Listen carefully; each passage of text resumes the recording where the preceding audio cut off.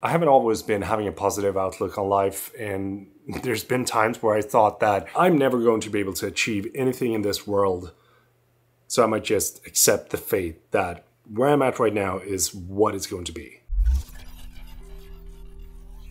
I think it's fascinating how human beings can impact you into steering down a different path and empowering you to try different things and making you want to do something that you never thought was going to be possible. And my fiancée Amanda, who I met in 2014, has been a huge part of me being able to achieve all the things that I've set out to achieve, because she's always been having my back, always been there supporting me, believing in the things that I have set out to do. But not everything is gonna go according to plan, you know?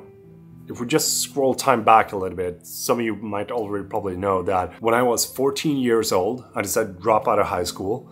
And one of the reasons was because I was bullied. You know, there was people just saying mean things. And the other reason was that I did not like school. I did not like anything that had to do with practicing things that I thought was boring. And if you ask me now, if I would do that all over again, I would probably say no, because the amount of curveballs that I've been thrown because of that has been kind of sick. There's also the saying though that there's always going to be a good thing coming out of that bad thing. And something that I learned from dropping out of school was that I needed to work.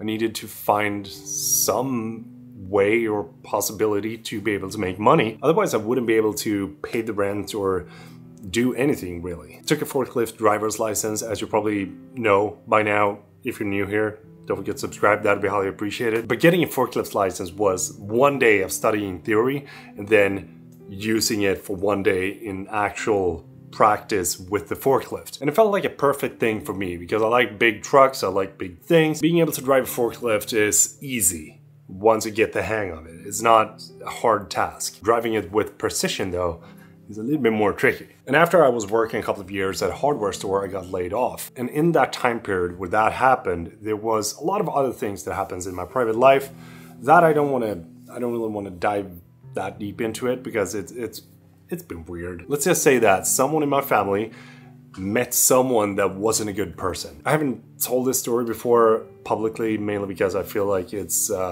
something that I find hard to talk about. But what happened was that that person threatened me to death. And at the same time as that happened, my then girlfriend broke up with me. I still remember the feeling that I had after those things happened. And when I tried to work, it didn't work. I was just feeling incredibly down and I was sleeping in until like 11 a.m. every single day, even though I started at 7 a.m., which was sick. So my boss, he called me multiple times, like, you started a couple of hours ago, where are you? And eventually he stopped calling and I tried my best to get back to it, but I feel like that thing impacted me so hard that I didn't really know what to do. And I think that it was some sort of depression or some sort of, anxiety stuff that was lying on me. But back then, I was not that kind of guy that really talked about my feelings at all. It was one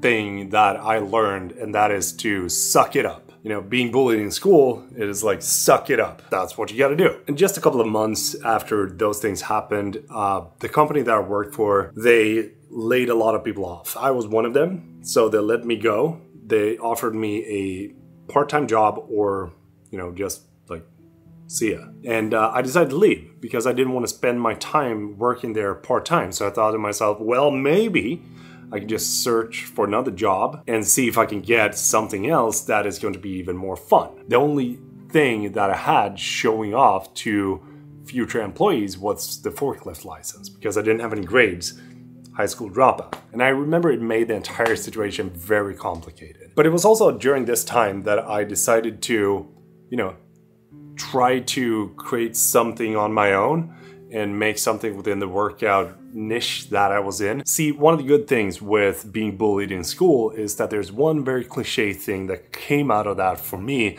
and that was, I'm gonna get big as fuck to be able to say, hey, don't mess with me. And it's kind of weird because even though I was a big dude, I had absolutely no idea how to fight. And I never wanted to fight with anyone either. I just wanted to look big and intimidating so that no one would ever mess with me. And I've told you the story before that I've started selling these bracelets with a hashtag that I used on Instagram and so on and so forth. And we have something here in Sweden that is called sort of like the unemployment thing where you get a sort of like a small amount of money each month to be able to cover your rent and food and that kind of stuff. That was what I used to be able to buy those bracelets and try to sell them. But I never made a profit. It didn't turn out well. And honestly, I probably shouldn't have gone down that path because it was just bad. But it also helped me to start my company and start to get experience with, you know, what is it like to have a company? What is a company? How do I run it? Like, what can I do with it? And how do I grow it? And around this time was also where I started find a real interest in using a camera. 2013, 2014 arrived. I wanted to create something that was my own, and that was my clothing apparel Extreme Genetics, or XG. And that in and by itself was the biggest failure that I probably have ever had when running my company. I invested a lot of money for me back then into that and hoped and worked my ass off to be able to make it work. But the cool thing here is that all the designs for the clothes and all the prints and the website and the web shop, I learned how to do that.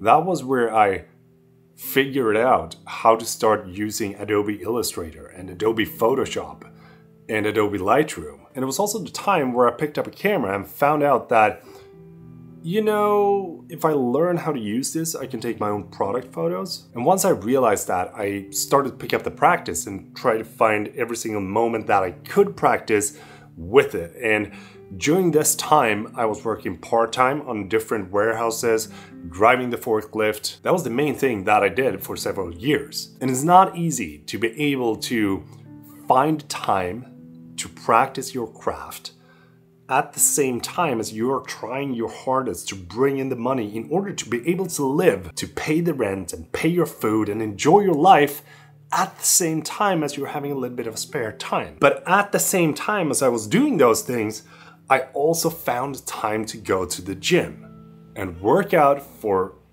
1.5 hours every single day, every single week of every single month of the year. And if there's one single thing that I have learned from doing bodybuilding for 13 years and going to the gym, hustling my ass off, trying to make myself better, is that the growth will come when it hurts the most.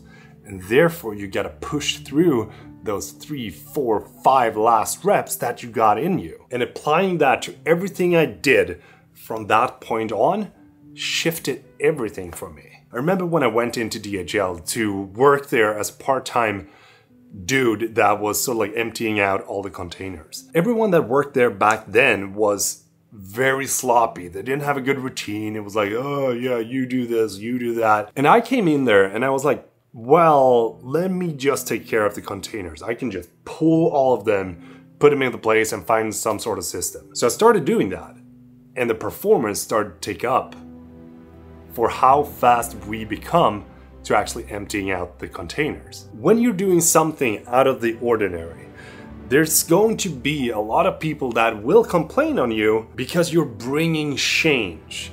You're providing something that they are not used to or feel or experience or work with. So that was what I did. I tried to provide something for my employer in order to make the company better. As I was working on DHL, I practiced the craft of using a camera.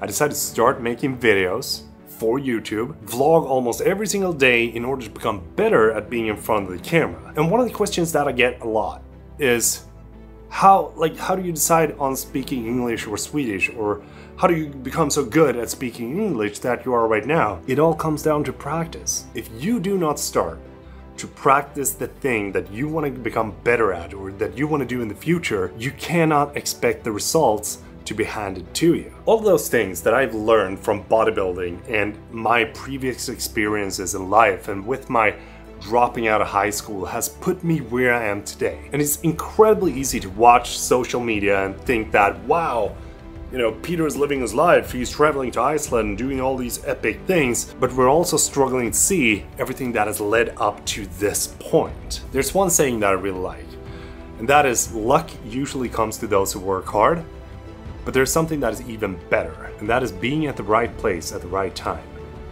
But it's up to you to show up.